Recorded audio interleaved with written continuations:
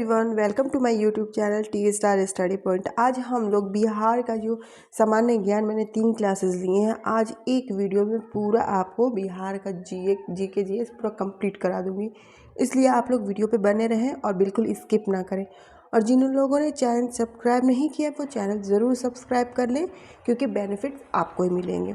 ठीक है, बिना देरी किए हम लोग स्टार्ट करते हैं। ओके, पहले हम लोग जान जाएं कि बिहार के बारे में, कि बिहार का जो ये नाम है बिहार, ठीक है, कैसे पड़ा। ओके, तो मैं आपको बता दूं कि बुद्ध काल में, इसे बौद्ध काल में क्या होता था कि इस क्षेत्र में बौद्ध मठों को क्या कहा जाता है, विहार कहा जाता है ना। बौद्ध मठों को क्या कहा जाता है, विहार। ठीक है, बिहार की क्या थी, बिहार में जो सबसे ज़्यादा बौद्ध मठों की बिहार में अधिकता होने के कारण इस क्षेत्र का नाम ही क्या पड़ गया, उसी बौद्ध मठों के, जिसको हम विहार कहते हैं, उसी के नाम पे क्या पड़ गया, बिहार पड़ गया इस राज्य का। प्राचीन काल में यह क्षेत्र बौद्ध धर्म का प्रमुख केंद्र था। ठीक है, क्लियर हो गया ना, कि इतना तो आप लोगों को पता ही चल गया कि जो बौद्ध मठ जो है वो बिहार में ज़्यादा थे प्राचीन काल में, इसलिए उन बौद्ध मठों के जिसको विहार कहा जाता है उसी के नाम पे बिहार पड़ गया। ठीक है, फिर नेक्स्ट देखते हैं बिहार के बारे में। डिटेल्स में आपको पढ़ा दूँगी एक वीडियो में, पूरा जो है आपका ये बिहार का कॉन्सेप्ट जो है वो क्लियर हो जाएगा और ख़त्म हो जाएगा। ठीक है, फिर नेक्स्ट टॉपिक पे मैं बताऊँगी आप लोग को। तो देखिए, जो बिहार की जो राजधानी है, सभी को पता है बिहार की राजधानी क्या है, पटना है। इसके क्षेत्र को पूर्व में पाटलिपुत्र, पुष्पुर, कुसुमपुर और अजीमाबाद के नामों से जाना जाता था। ठीक है, तो मैं आपको ये बता दूं कि जो पटना, जिसको आजकल हम लोग क्या बिहार की राजधानी पटना कहते हैं, वो पहले पाटलिपुत्र, पुष्पुर, कुसुमपुर और अजीमाबाद के नामों से भी जाना जाता था। मतलब एग्जाम में अगर पूछ दे कि पाटलिपुत्र, पुष्पुर या कुछ भी, मतलब इससे रिलेटेड क्वेश्चन आपको घुमाने की कोशिश करे, तो आप लोग को बिल्कुल भी डिस्टर्ब नहीं होना है और आप लोग को जानना है कि ये पटना जो है, इसी का पुराना नाम ये पाटलिपुत्र, पुष्पुर, कुसुमपुर और अजीमाबाद है। ठीक है, प्राचीन भारत के इतिहास में इसका महत्वपूर्ण स्थान रहा है, ये तो सबको पता है। ठीक, फिर नेक्स्ट देखते हैं कि राज्य की स्थापना और विभाजन के बारे में देखते हैं कि बिहार राज्य की स्थापना कब हुई और इसका विभाजन कब हुआ। तो बिहार राज्य की स्थापना 22 मार्च 1912 को हुई, यानी बिहार दिवस कब मनाया जाता है, 22 मार्च को मनाया जाता है ना। तो क्या ये 22 मार्च कब है, 1912 में क्या होता है, बिहार राज्य की स्थापना हुई। इसकी तिथि 22 मार्च को बिहार राज्य दिवस मनाया जाता है। क्लियर है, याद रखिएगा, बिहार राज्य दिवस जो है वो 22 मार्च को मनाया जाता है। और 15 नवंबर सन 2000 को बिहार के दक्षिणी क्षेत्र को अलग कर दिया गया और ये एक नया राज्य बन करके उभरा, जिसका नाम क्या है, झारखंड। ठीक है, याद रखिएगा, बिहार राज्य की स्थापना 22 मार्च, ठीक है, 22 मार्च 1912 को हुई और 22 मार्च को बिहार राज्य दिवस के रूप में मनाया जाता है। और 15 नवंबर 2000 को बिहार का जो दक्षिणी क्षेत्र, याद रखिएगा, क्षेत्र के बारे में पूछ सकता है, पूर्वी क्षेत्र, उत्तरी क्षेत्र से पश्चिमी क्षेत्र, लेकिन यहाँ पे क्या है, दक्षिणी क्षेत्र। बिहार का जो दक्षिणी क्षेत्र है वो उससे अलग करके एक नए राज्य झारखंड का गठन किया गया। ओके, एनी डाउट, किसी को भी डाउट हो तो कमेंट ज़रूर करिएगा, और जिन लोगों ने सब्सक्राइब नहीं किया सब्सक्राइब भी ज़रूर करिएगा। ठीक है, फिर नेक्स्ट चलते हैं। इस वीडियो में आप लोग को एकदम क्लियर कर दूंगी ये जो कॉन्सेप्ट है बिहार का, ये जो आप लोग को बहुत हार्ड लगता है कि बिहार के बारे में जाने, तो इस एक वीडियो में ये सारा जो आप लोग की प्रॉब्लम है सबका सॉल्यूशन मिल जाएगा। आप लोग बिना वीडियो को स्किप किए बने रहिए। शॉर्ट में देखिए, हम लोग देखते हैं कि राज्य जो है वो राजधानी कौन सी है, पटना है। ठीक है, और राज्यपाल जो है बिहार के कौन है, राजेंद्र अरलेकर। क्लियर, फिर मुख्यमंत्री कौन है, नीतीश कुमार जी, सबको पता है। ओके, फिर नेक्स्ट देखिए, नेक्स्ट देखते हैं क्षेत्रफल को देखते हैं। तो बिहार राज्य का जो क्षेत्रफल है 94,163 वर्ग किलोमीटर और इसकी जो जनसंख्या है यह 10,38,04,637 है। याद रखिएगा, और इसका मोस्ट इम्पॉर्टेंट, इसमें मंडल कितने हैं, 9 मंडल हैं। ठीक है, और जिला कितना है, 38 जिला है। इसको मैं एक में ऐसे इसलिए मैं इसमें मेंशन की हूँ ताकि आप लोगों को कोई कन्फ्यूज़न ना हो और सीधे सीधे आप लोग देखें और समझिए और माइंड डाइवर्ट बिल्कुल ना हो। ठीक है, फिर नेक्स्ट देखिए, नेक्स्ट देखते हैं कि जो स्थापना जो है इसका जो है राजकीय पशु कौन सा है, बैल है। ठीक है, राजकीय पशु बैल, राजकीय पक्षी गौरैया है, राजकीय फूल गेंदा है। ये सब भी पूछता है कि राजकीय पशु कौन है, राजकीय पक्षी कौन है, इसलिए किसी को भी नज़रअंदाज नहीं करना है, एक एक पॉइंट पे ध्यान देना है। ओके, देखिए राजकीय पशु बैल, राजकीय पक्षी गौरैया, राजकीय फूल गेंदा, राजकीय वृक्ष कौन सा है, पीपल। ठीक, फिर उसके बाद से हम लोग देखते हैं, नेक्स्ट देखते हैं राजकीय मछली। मछली का कई बार पूछा है, तो राजकीय मछली वो कौन से, मांगुर है। और राजकीय चिन्ह कौन सा है, बोधि वृक्ष। उच्च न्यायालय कहाँ पे है, पटना में है। राजकीय विधायिका क्या, द्विसदनीय है। जो इसकी राजकीय विधायिका है वह द्विसदनीय है। अगर पूछता है कि राजकीय विधायिका बिहार की कैसी है, ऑप्शन रहेगा एक सदनीय, द्विसदनीय, त्रिसदनीय। तो आप लोग को अगर पता होगा कि क्या है तो द्विसदनीय है, तो उस पर ट्रिक आउट कर लेंगे, इसलिए एक भी पॉइंट को मिस बिल्कुल नहीं करना है। अब इसमें देखिए विधानसभा सदस्य, विधानसभा के सदस्यों की संख्या 243 243। विधान परिषद सदस्य जो है वो 75 है। और लोकसभा के जो सदस्य हैं वो कितने हैं, 40 है। ओके, कोई डाउट हो तो मैं बार बार कहती हूँ, कोई भी डाउट हो तो आप लोग कमेंट ज़रूर करें और लाइक शेयर करना तो बिल्कुल ना भूलें। ओके, और जिन लोगों ने चैनल सब्सक्राइब नहीं किया ज़रूर सब्सक्राइब कर लें, क्योंकि एक भी पॉइंट मिस होता है तो समझिए कि आप लोग तो पूरी तैयारी करते ही हैं, लेकिन थोड़े से के लिए क्या होता है, थोड़ा सा जो मेहनत रहता है वो बच जाता है, और वही मेहनत आपको जो छोड़े रहते हैं वही ले डूबते हैं। इसलिए बिल्कुल किसी चीज़ को नज़रअंदाज नहीं करनी है और पढ़ाई में बिल्कुल लग जाना है। फिर देखिए नेक्स्ट है कि राज्यसभा सदस्य कितने हैं, 16। सदस्यों की संख्या याद रखिएगा। सर्वाधिक क्षेत्रफल वाला जिला, बिहार राज्य में सर्वाधिक क्षेत्रफल वाला जिला पश्चिमी चंपारण है। ओके, फिर देखिए नेक्स्ट, सबसे कम ज़्यादा क्षेत्रफल वाला जिला कौन, पश्चिमी चंपारण है। और सबसे कम क्षेत्र वाला जो जिला है वो कौन सा है, शिवहर है। याद रखिएगा, ज़्यादा पश्चिमी चंपारण और कम क्षेत्रफल वाला जिला शिवहर। और लोकगीत जो है, लोकगीत मोस्ट इम्पॉर्टेंट, लोकगीत से भी क्वेश्चंस आते हैं। तो यह जो बिहार का जो लोकगीत है वो है कजरी, बिरहा और चैती। ये याद रखिए, एकदम इसको समझिए, ये माइंड में एकदम फिट कर लीजिए। लोकगीत कौन सा है, कजरी, बिरहा, चैती। क्योंकि इसको ये लोग क्या करते हैं, लोग इग्नोर कर देते हैं, और वही इग्नोर जो किया हुआ क्वेश्चंस रहता है वही एग्जाम में आ जाता है और एकदम सारा पेपर खराब हो जाता है, क्योंकि एक एक नंबर का महत्व है। ओके, तो लोकगीत कौन सा है, कजरी, बिरहा, चैती। ठीक है, फिर नेक्स्ट देखते हैं तहसीलें। ठीक है, तो जो तहसीलें हैं वह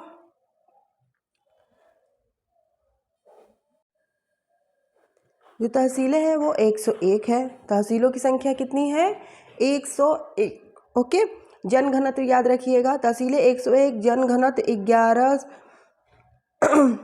तहसील कंप्लीट हो गया, तहसील याद रखिएगा 1102 जनघनत्व। समुद्र तल से बिहार राज्य की जो ऊंचाई है 173 फीट। ठीक, ये छोटी छोटी चीज़ें हैं जो एग्ज़ाम में बहुत इसकी इम्पोर्टेंस है, इसलिए आप लोग बिना वीडियो को स्किप किए एकदम वीडियो में बने रहिए। फिर देखिए प्रमुख नदियाँ, मैं आपको इस वीडियो में पूरा बिहार का निचोड़ मैं आपको दी हूँ, इसमें कोई भी आप कंप्लीट कर लेंगे, कोई भी बिहार से रिलेटेड क्वेश्चन आपका नहीं छूटेगा। और काफ़ी मैं इजी वे में इसे मेंशन की हूँ ताकि आप लोग को ज़्यादा बर्डन ना फील हो। ओके, तो देखिए नेक्स्ट क्वेश्चन है कि प्रमुख नदियाँ कौन सी है। प्रमुख नदियाँ गंगा, कोसी, सोन और गंडक। बिहार की प्रमुख नदियाँ कौन कौन सी है बताइए, गंगा, कोसी, सोन और गंडक। और लिंगानुपात 916। ओके, और यहाँ का जो पर्व है, महापर्व, वो कौन सा, छठ है। बिहार राज्य का जो प्रमुख पर्व है वो छठ है। और राज्य की आकृति क्या है, आयताकार है। याद रखिएगा, ये सभी पूछ सकता है। ठीक है, इसलिए आप लोग एक एक चीज़ पे ध्यान दीजिए, एक एक चीज़ पे, किसी को भी नज़रअंदाज नहीं करना है। फिर देखिए नेक्स्ट है कि प्रथम राज्यपाल। प्रथम राज्यपाल, प्रेजेंट टाइम के नहीं पूछ रहा है, ये प्रथम जब बिहार राज्य बना था तो इसके जो प्रथम राज्यपाल थे वो कौन थे। तो प्रथम राज्यपाल जय रामदास दौलत राम जी थे। और प्रथम मुख्यमंत्री जैसे अभी क्या है नीतीश कुमार जी हैं, लेकिन बिहार का प्रथम मुख्यमंत्री पूछ रहा है तो वो श्री कृष्ण सिंह जी थे। सीमावर्ती राज्य, सीमावर्ती यानी सीमावर्ती राज्य पूछ रहा है कि बिहार राज्य से इसकी सीमा से कौन कौन से राज्य सटे हुए हैं और अपना सीमा साझा करते हैं। तो सीमावर्ती राज्य जो है वो उत्तर प्रदेश, झारखंड और पश्चिम बंगाल है। याद रखिएगा, 3 उत्तर प्रदेश, झारखंड, पश्चिम बंगाल ये जो राज्य है वो बिहार राज्य से सीमा से सटे हुए हैं। और एक है नेपाल देश है जो उससे सीमा से सटा हुआ है। तो यहाँ पे सीमावर्ती राज्य पूछ रहा है, इसलिए उत्तर प्रदेश, झारखंड एंड पश्चिम बंगाल होंगे। और फिर देखिए नेक्स्ट देखिए कि मेला और उत्सव, ठीक है, मेला और उत्सव। तो मेला और उत्सव में देखिए कि पितृपक्ष मेला मोस्ट इम्पॉर्टेंट, बुद्ध पूर्णिमा मेला, सोनपुर का मवेशी मेला। ये जो सोनपुर का मवेशी मेला है बहुत बड़ा ये मेला है वहाँ पर का, बहुत ही इसका नाम है, इसलिए इसको आप लोग बिल्कुल मत स्किप करिएगा। प्रमुख खनिज, प्रमुख खनिज क्या है, प्रमुख खनिज डोलोमाइट, चूना पत्थर, मैग्नेसाइट, जिप्सम, संगमरमर, ग्लास सैंड और फॉस्फोराइट वहाँ का क्या है प्रमुख खनिज है। कहाँ का बताइए, बिहार का। ओके, फिर नेक्स्ट देखते हैं अभ्यारण्य। अभ्यारण्य जहाँ पे जीव जंतु रहते हैं, सरकार की तरफ से बनाया गया है उन लोगों को रहने के लिए। तो जो अभ्यारण्य है, अभ्यारण्य का मैं बहुत डिटेल से मैंने वीडियो बनाया है, जिन लोगों ने नहीं देखा है वो देख लें, यहाँ मैं शॉर्ट में बता रही हूँ। तो अभ्यारण्य में देखिए राजगीर अभ्यारण्य है, गौतम बुद्ध अभ्यारण्य, भीमबाद अभ्यारण्य, कांवर झील पक्षी अभ्यारण्य, ये सब क्या है, ये यहाँ बिहार राज्य के प्रमुख अभ्यारण्य हैं। फिर नेक्स्ट देखिए, नेक्स्ट है प्रमुख किले। ठीक है, बिहार के में कौन कौन से किले प्रमुख हैं। तो रोहतासगढ़ किला, मुंगेर का किला, सासाराम किला, जलालगढ़ किला, हथुआ किला और पलामू किला, ये क्या है बिहार राज्य के प्रमुख किले हैं। याद रखिएगा, एकदम आप लोग एक वीडियो को 1 से 2 बार देखेंगे बिल्कुल आपके माइंड में फिक्स हो जाएगा, इसलिए आप लोग बिना स्किप किए देखिए। और जिन लोगों ने सब्सक्राइब नहीं किया सब्सक्राइब ज़रूर कर लें, मैं बार बार कह रही हूँ। ठीक है, फिर नेक्स्ट देखिए, नेक्स्ट है बिहार का क्षेत्रीय भूगोल के बारे में कुछ जान जाए हम लोग। तो राज्य का कुल क्षेत्रफल, ठीक है, 94,163 वर्ग किलोमीटर है। क्षेत्रफल की दृष्टि से ये देश का 13वां सबसे बड़ा राज्य है, 13वां ये, ठीक है, क्षेत्रफल की दृष्टि से, जनसंख्या की दृष्टि से नहीं। याद रखिएगा, क्षेत्रफल और की दृष्टि से ही पूछता है और जनसंख्या की दृष्टि से ही पूछता है, लेकिन यहाँ पे क्या क्षेत्रफल की दृष्टि से ये 13वां सबसे बड़ा राज्य है।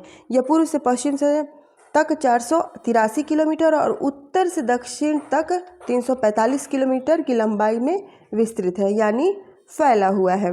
फिर राज्य की जो समुद्र तल से इसकी ऊंचाई, ओके, राज्य समुद्र से इसकी ऊंचाई 173 फीट है। देखिए ऐसे ही क्वेश्चंस रहते हैं लिखा हुआ रहता है, मैं एक एक क्वेश्चन अलग अलग छाट के इसलिए लिखती हूँ ताकि आप लोगों को आसानी से पढ़ लें, आसानी से आपके माइंड में फिक्स हो जाए और याद हो जाए। ठीक है, गंगा जो है ये राज्य की प्रमुख नदी है। गंगा नदी जो है बिहार राज्य की प्रमुख नदी, मतलब गंडक, कोसी ये सब है, लेकिन गंगा क्या है, यह प्रमुख नदी है। यह बिहार से पश्चिम से पूर्व की ओर बहती हुई राज्य को उत्तर व दक्षिण हिस्सों में बांटती है। यानी ये जो नदी है पश्चिम से पूर्व की ओर बहती है और राज्य को उत्तर और दक्षिण हिस्सों में बांटती है। किशनगंज राज्य का सर्वाधिक वर्षा वाला जिला है। यानी अगर क्वेश्चन पूछ देता है एग्जाम में कि बिहार का सबसे अधिक वर्षा किस जिले में होती है, तो सबसे जो अधिक वर्षा है वह किशनगंज जिले में सबसे अधिक वर्षा होती है। क्लियर? एनी डाउट हो तो मैं बार बार कह रही हूँ, कमेंट ज़रूर करें और लाइक शेयर करना बिल्कुल ना भूलें। देखिए अब सीमावर्ती क्षेत्र के बारे में मैं बता रही हूँ आपको। जो सीमावर्ती क्षेत्र, बिहार की सीमा 3 भारतीय राज्यों, जैसे 3 भारतीय राज्यों मैंने आपको बताया, उत्तर प्रदेश, पश्चिम बंगाल और झारखंड, इससे सटी हुई है। लेकिन एक देश जो है नेपाल से लगती है। इसकी सीमा से लगने वाली भारतीय राज्य उत्तर प्रदेश, झारखंड और पश्चिम बंगाल है। और 3 भारतीय राज्यों से लगती है और एक देश से लगती है, जो देश का क्या नाम है, नेपाल। बिहार के पूर्व में, यानी बिहार के जो पूर्व दिशा में क्या पश्चिम बंगाल है, पश्चिम में उत्तर प्रदेश है और उत्तर में नेपाल और दक्षिण में झारखंड अवस्थित है। यानी बिहार का जो दक्षिणी क्षेत्र है वही ना अलग हुआ था, अलग होकर के झारखंड राज्य बना था। यानी बिहार क्या है, दक्षिण में स्थित है। कोई बात डाउट है मुझे तो नहीं लगता कोई डाउट होगा, अगर डाउट होगा तो बताइएगा ज़रूर। मैं बार बार, क्योंकि मैं आपको हर एक तरीके से हेल्प करना चाहती हूँ और आपका एक सरकारी सीट फिक्स कराना चाहती हूँ और आप लोग को मैं देखना चाहती हूँ कि आप लोग को शिक्षक बनते हुए।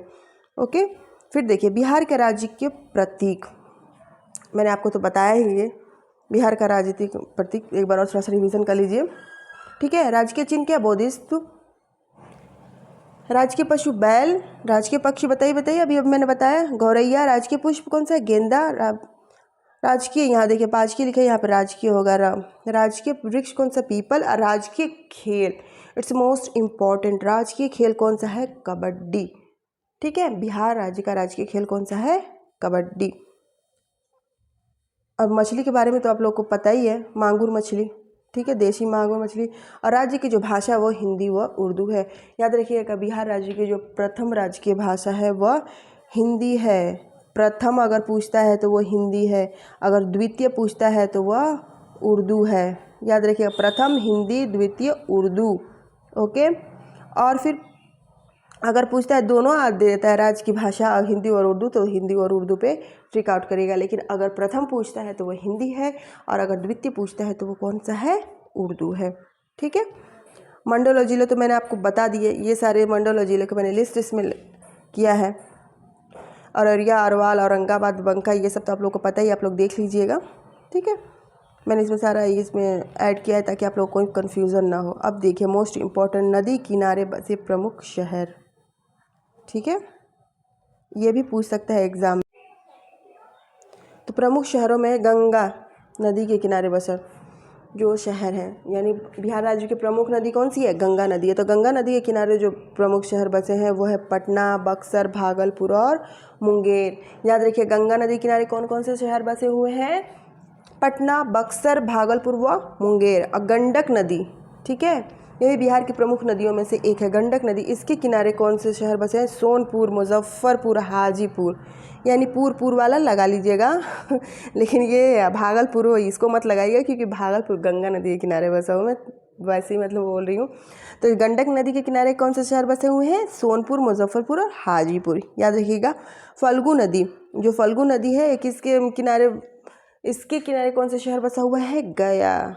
ओके, ठीक है, फिर नेक्स्ट देखते हैं प्रमुख पर्यटन स्थल के बारे में।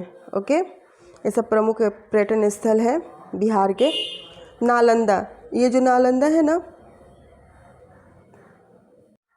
नालंदा विश्वविद्यालय, प्राचीन में सबसे विश्व का जो सबसे जो पुराना विश्वविद्यालय है वो नालंदा विश्वविद्यालय।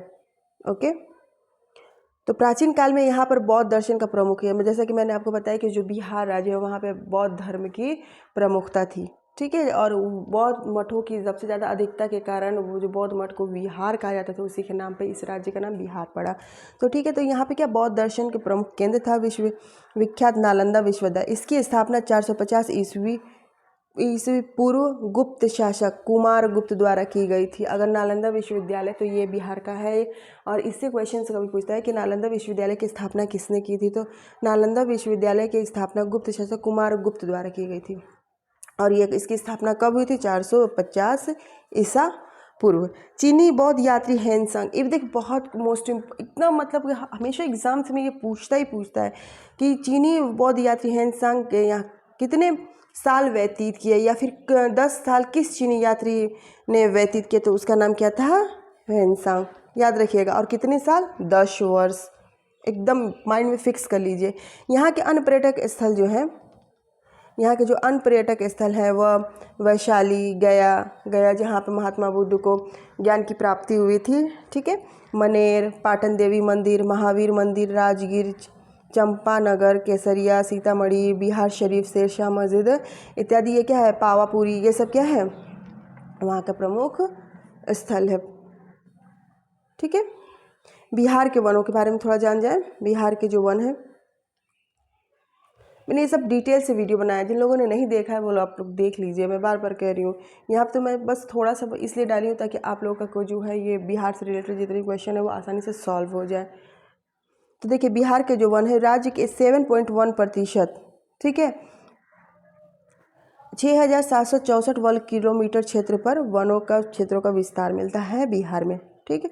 नालंदा, औरंगाबाद, जहानाबाद, कैमूर, नवादा, गया, चंपारण, मुंगेर, बांका, जमुई, रोहतास राज्य वन क्षेत्र वाले ज़िले हैं। यानी ये जो ज़िला है यहाँ पे वन क्षेत्र पाए जाते हैं। ओके, फिर उसके बाद से देखिए कि ये जो है चंपारण राज्य सर्वाधिक वन क्षेत्र वाला ज़िला है।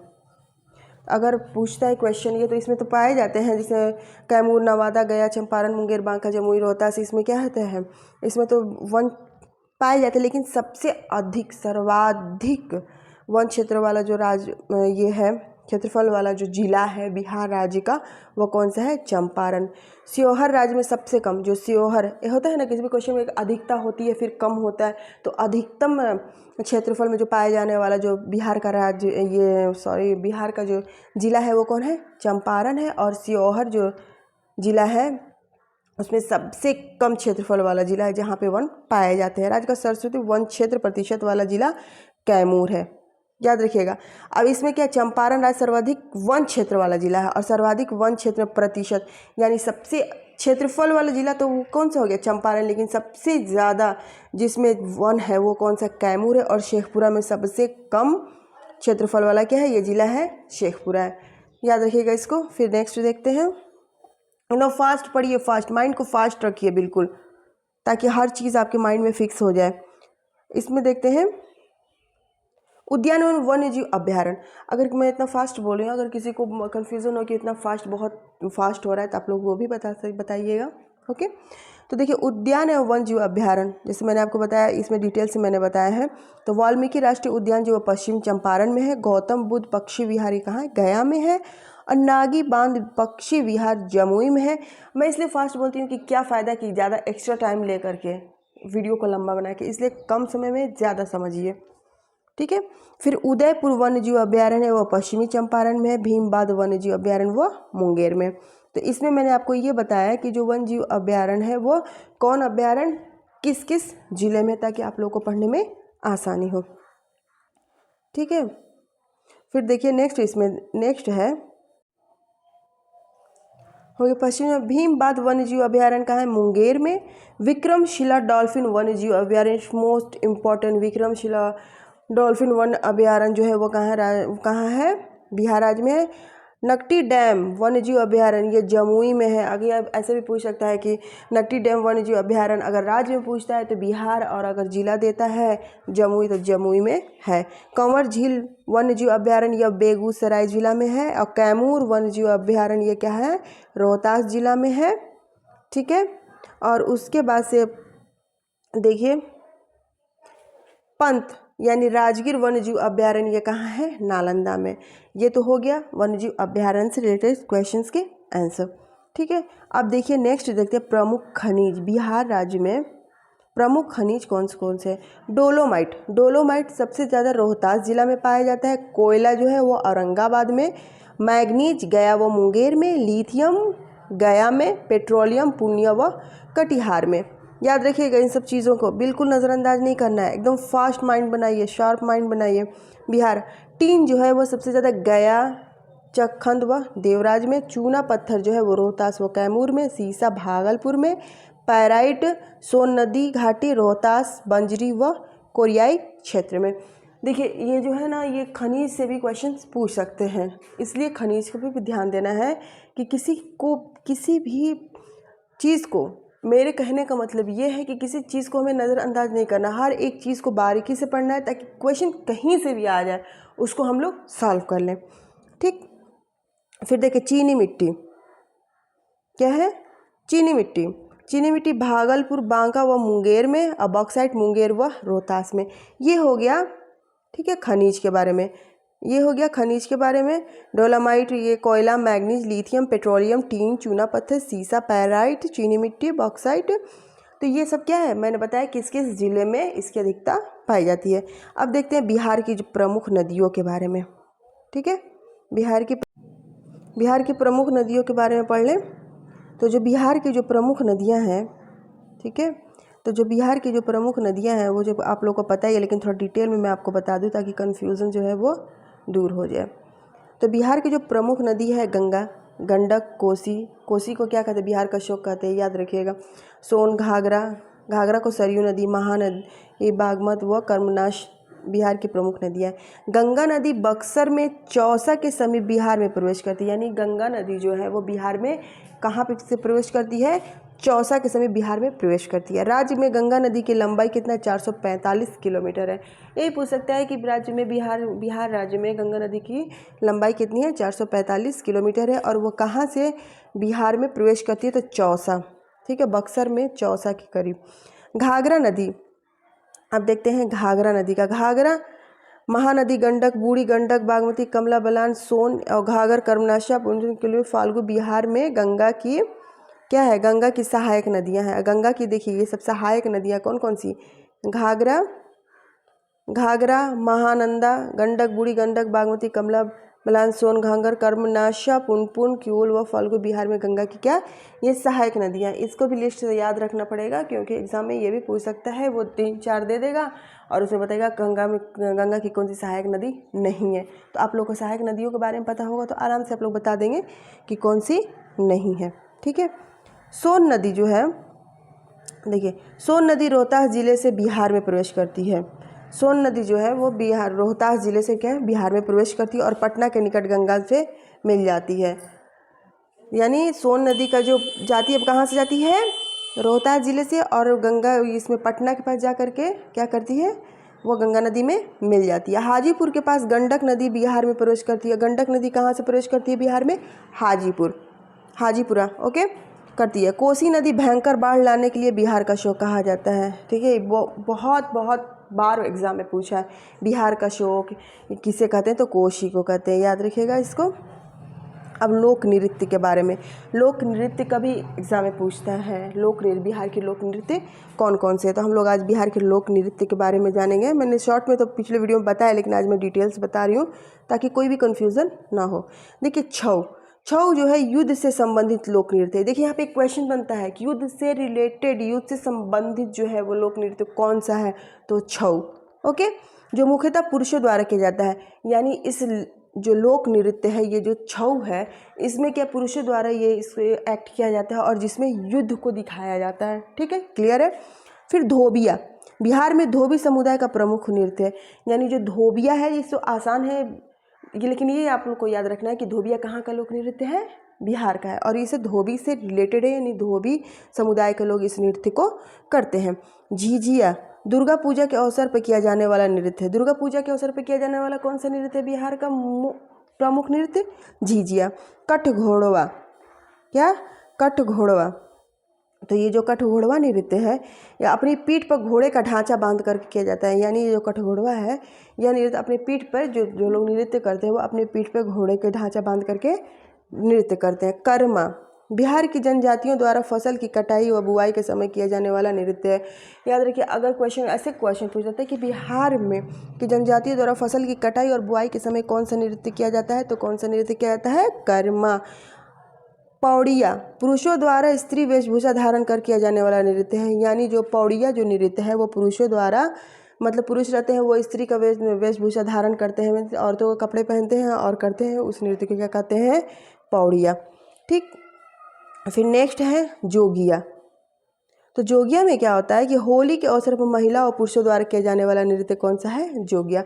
अब मैंने आपको ये लिस्ट पूरा मैंने बता दिया, ठीक है। बिहार का जो प्रमुख लोक नृत्य है, छऊ, धोबिया, झिझिया, कठघोड़वा, कर्मा, पौड़िया, जोगिया, ये सब क्या है, बिहार का प्रमुख लोक नृत्य है। आप लोग देख लीजिएगा इसको, लोक नृत्य को तो बिल्कुल नज़रअंदाज मत कीजिएगा क्योंकि एग्जाम में पूछ सकता है।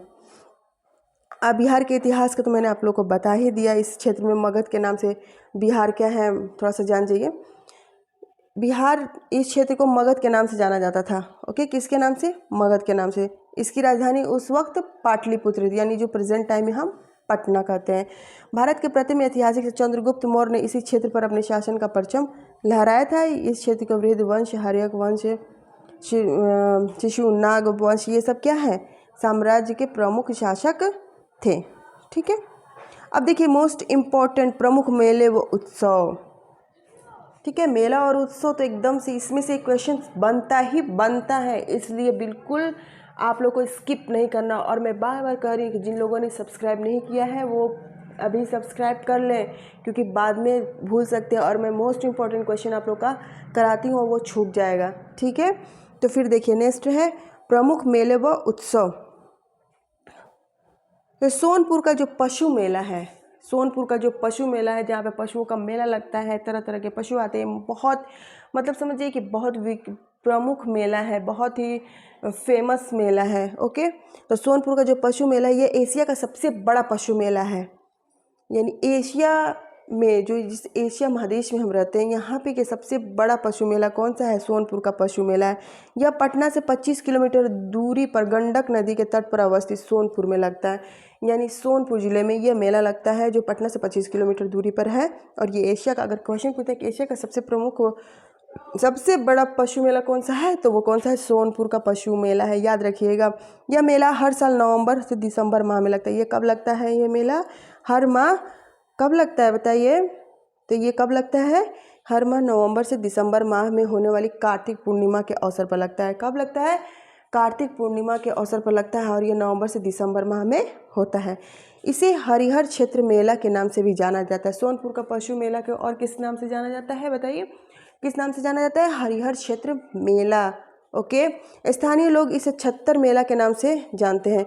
यानी देखिए सोनपुर पशु मेला, फिर उसके बाद से हरिहर क्षेत्र मेला, और वहाँ के जो लोकल होते हैं, जैसे स्थानीय लोग होते हैं, इसे छत्तर मेला के नाम से भी जानते हैं। सोनपुर मेले के अतिरिक्त यहाँ पे पितृपक्ष मेला, सिंहसर मेला, वैशाली मेला, मंदार मेला, सौराठ मेला, जानकी नवमी मेला इत्यादि प्रमुख मेले हैं। लेकिन मैंने कुल मिलाकर के ये कि जो मेन मेला यहाँ पे जो एशिया लेवल पे आता है, एशिया में सबसे बड़ा पशु मेला है, वो कौन? सोनपुर पशु मेला है। ओके, याद रखिएगा इसको। अब हम लोग रिवीजन कर ले बिहार का जो सामान्य ज्ञान के रिलेटेड मैंने सब बताया। देखिए आप लोग को देखिए वीडियो में कितना समझ में आया, जब सब बताइएगा। जो क्वेश्चन है कि बिहार में विधानसभा की सीटें कितनी हैं बताइए? तो बिहार में विधानसभा की सीटें कितनी हैं? 200 बताइए? 243 सीटें, 243। राज्य में विधान परिषद के सदस्यों की कुल संख्या कितनी है? ये एग्जाम में एकदम पूछता है, इसलिए इसको बिल्कुल स्किप मत करिएगा। बताइए, मैंने अभी बताया है वीडियो में, मैंने पीछे बताया ना, कितनी है? 75 है। ठीक है, बिहार में लोकसभा की सीटें की कुल संख्या कितनी है? 40। ओके, कितनी है? 40।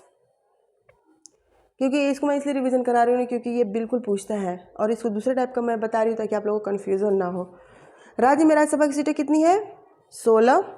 बिहार शब्द की उत्पत्ति किस संस्कृत और पाली भाषा के शब्द से हुई? विहार। यानी मैंने आपको बताया ना कि बिहार जो राज्य का बिहार नाम कैसे पड़ा, तो बौद्ध जो मठ होते हैं उसको क्या कहा जाता है? विहार। और बिहार में सबसे ज़्यादा उसकी अधिकता थी, इसलिए उस विहार के नाम से ही बिहार पड़ गया था। यानी संस्कृत और पाली भाषा किस शब्द से हुई है?